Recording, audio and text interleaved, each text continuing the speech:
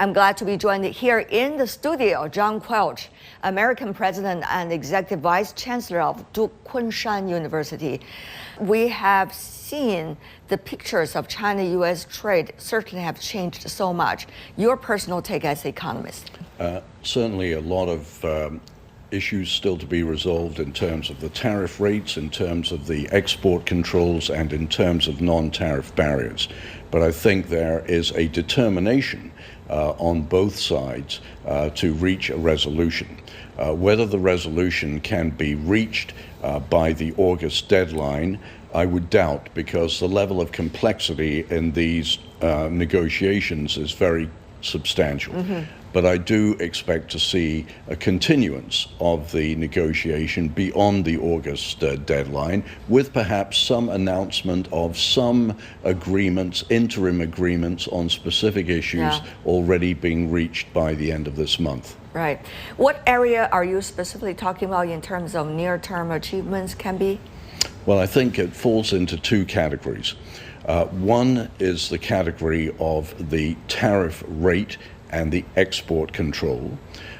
Certainly there has been movement recently in terms of mutual understanding being developed around rare earth exports from China, and also H20 NVIDIA chips and other semiconductor chips being exported into China from the U.S.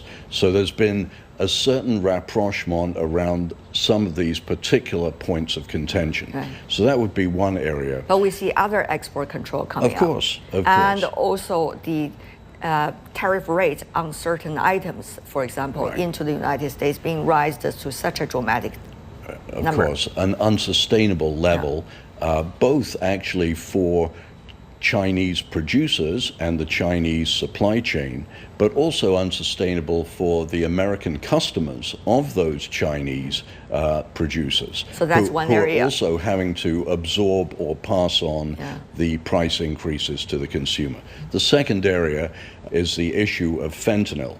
And the reason I mention it is because there is currently a 20% extra tariff on China by the United States, by the administration, related to the fentanyl issue. And I do believe that there is an opportunity here for the two governments to actually reach a very sensible agreement that will perhaps mitigate the continuance of that particular additional tariff. Right.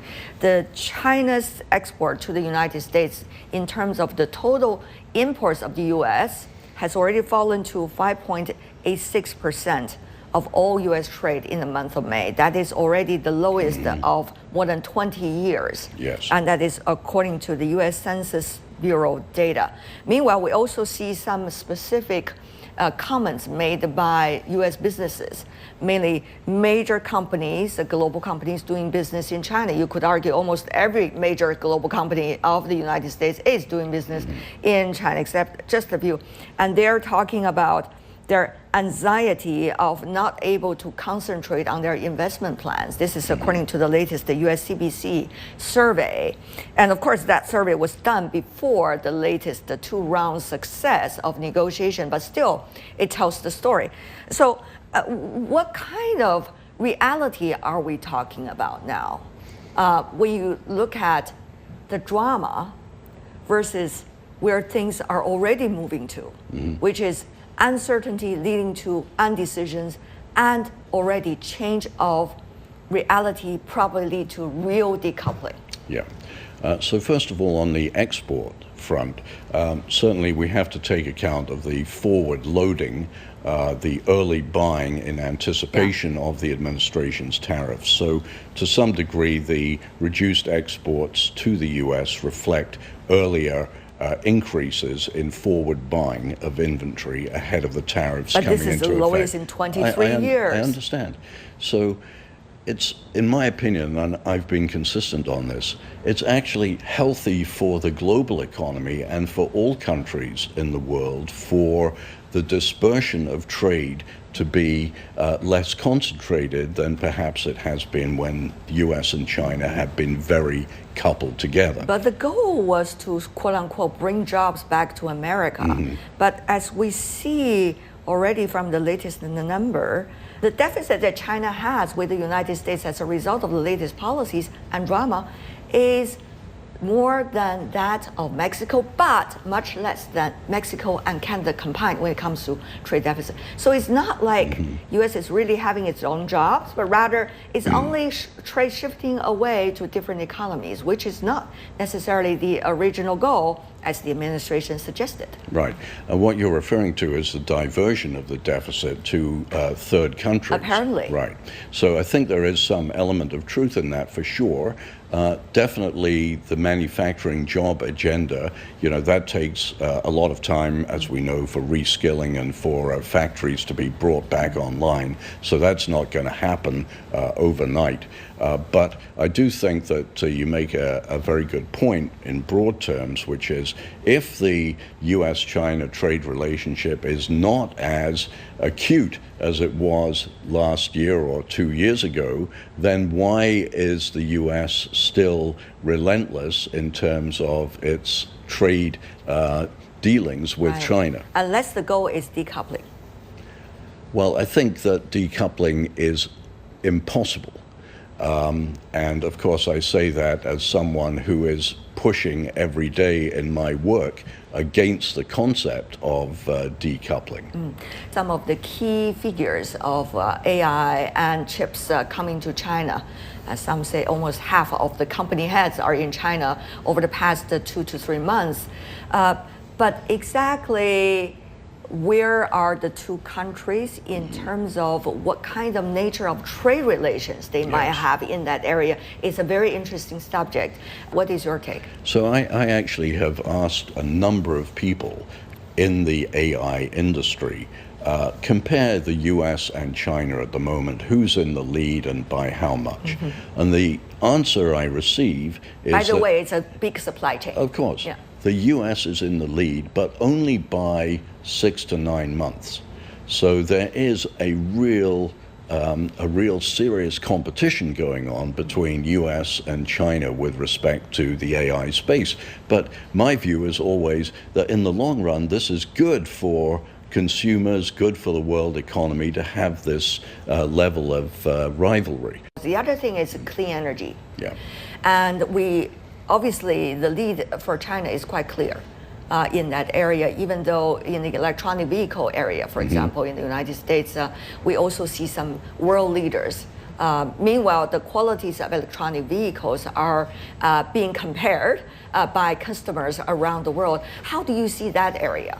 Well, electric vehicle subsidies are, of course, eliminated in the Big Beautiful Bill, as it's called, and that has severe consequences for Tesla's attractiveness in the U.S. market as an electric vehicle supplier. Because these subsidies that the government was offering were substantial, around about $7,500 per vehicle. Yeah.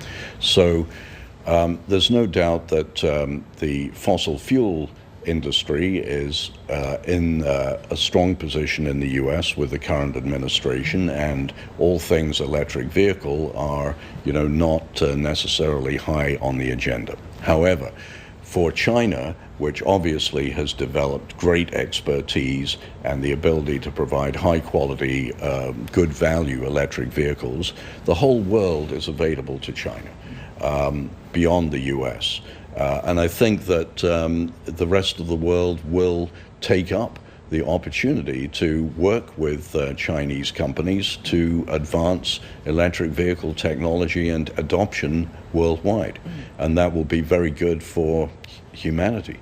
The other thing is rare earth. We have seen the U.S. government has already taken major share of a company which is focusing on rare earths and also trying to find alternatives around the world. So how would those leverages work, from now until 2 to 3 years from now, in which the two economies are all growing very fast and certainly within the time frame of this administration?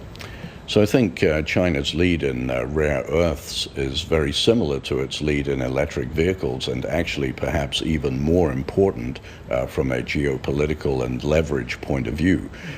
China's share of world refining capacity of rare earths is, as you know, somewhere between 80 and 90%, depending upon which number you look at.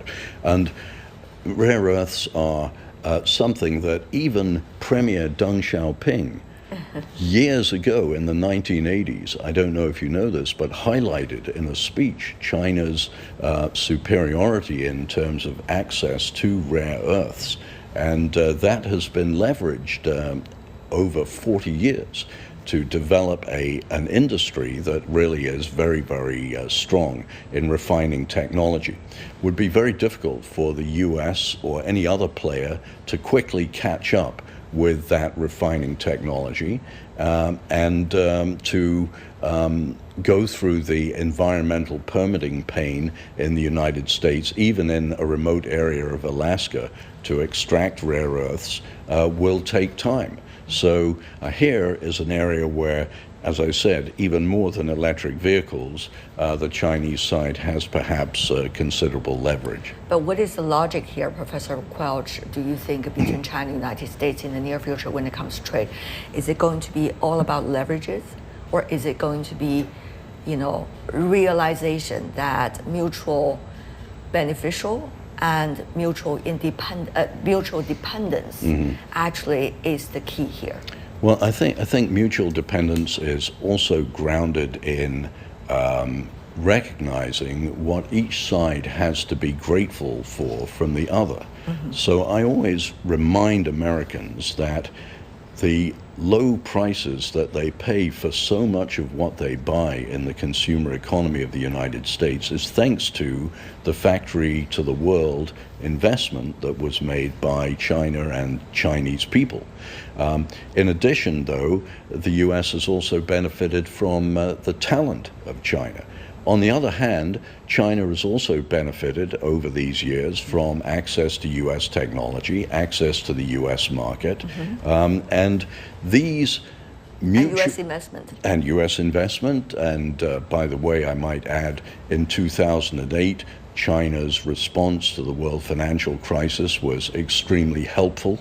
So there are many things that both sides have to be grateful for from the other. And I wish that we had a little bit more of a sense of mutual gratitude as a foundation for our deliberations, rather than using the term leverage, which is a rather blunt instrument term. Yes, we hope the nature of the relationship will go to more rational period from now on. But having said that, though, you are the American president of Duke Kunshan University. When I see your title, I could feel the nature of your job and the pressure you are feeling every day as a result of joint academic programs.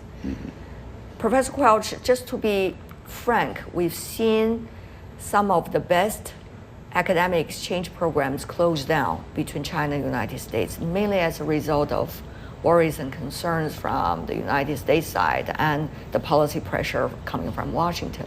Now, what do you make of this reality? I heard the big, deep sigh you had before answering this question. Now I probably got almost half of the answer. Why am I am doing this work because, in my opinion, it's important work.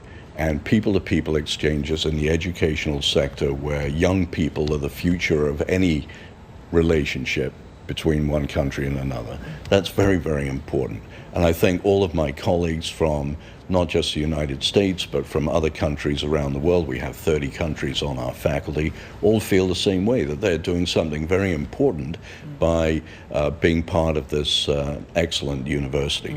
I will tell you, Tian, I feel very confident because this year we will admit approximately 600 freshmen. We had approximately 12,000 applications for these places, which means that there are a lot of Chinese parents and a lot of international parents who believe in the mission of what we're doing. So what I say to our people, working staff, faculty, we can't control what we can't control, but what we can control is to deliver excellence every day against our mission. And my belief is, as long as we are excellent, that it will be very difficult for anyone to close us. But there is daily anxiety, isn't it? When you see the front page news here and there.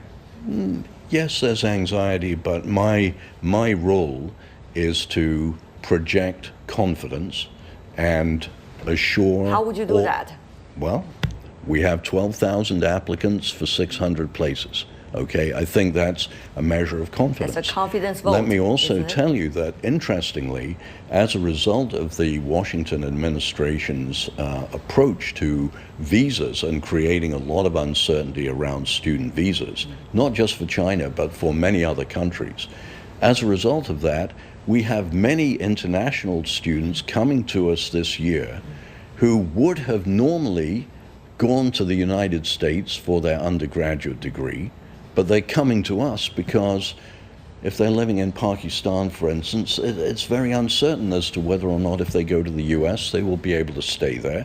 Visas policy may change, or the employment policy may change. So it's always about how do you turn what looks like a dark cloud into an opportunity. Right. And what we've done is exceed our expectations in terms of enrollment. We have witnessed the budget cuts in some major universities, Yes. Some of the best universities in the world, in the U.S., especially when it comes to science funds and research funds, academic exchanges.